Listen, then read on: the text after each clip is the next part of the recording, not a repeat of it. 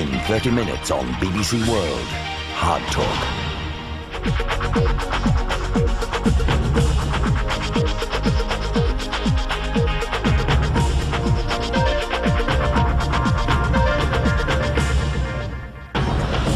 Sweden has warned it will now lose influence in European decision-making. A majority of Swedes reject the adoption of the European single currency.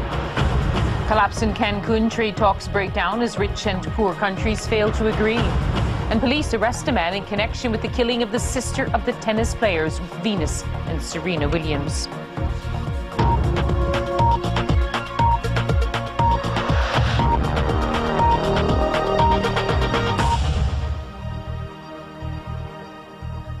Welcome to BBC World News. I'm Lyse Doucet. In Sweden, 56% of voters have said no to the euro, the single European currency.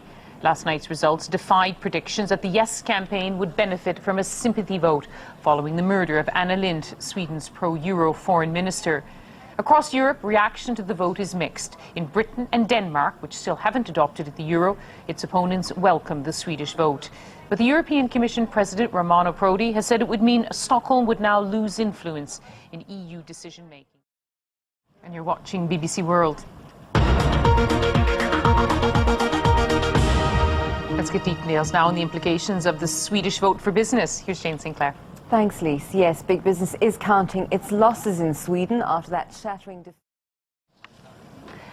You're watching BBC World. A reminder now of our top stories. Sweden is warned it will lose influence in European decision-making after it rejects the euro currency.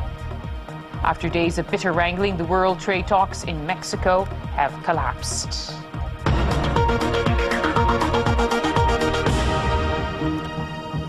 Let's find out what's happening on American stock markets. Here's Jane Sinclair. Thanks, Lyse. Well, US stock markets rallied late on Friday to eke out the smallest of gains by the close of trade. All eyes this week will be focused on Alan Greenspan as the Fed's Open Market Committee meets to set US interest rates. John Terrett has more. You're watching BBC World.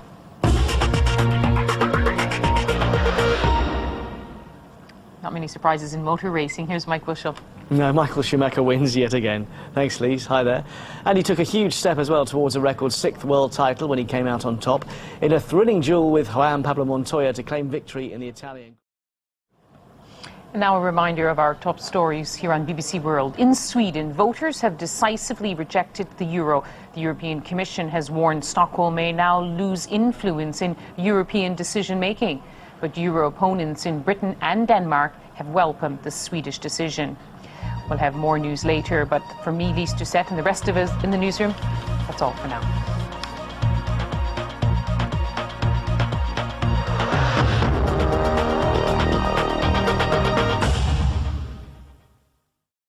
The two systems work and more coordination at the operational level in Gaza.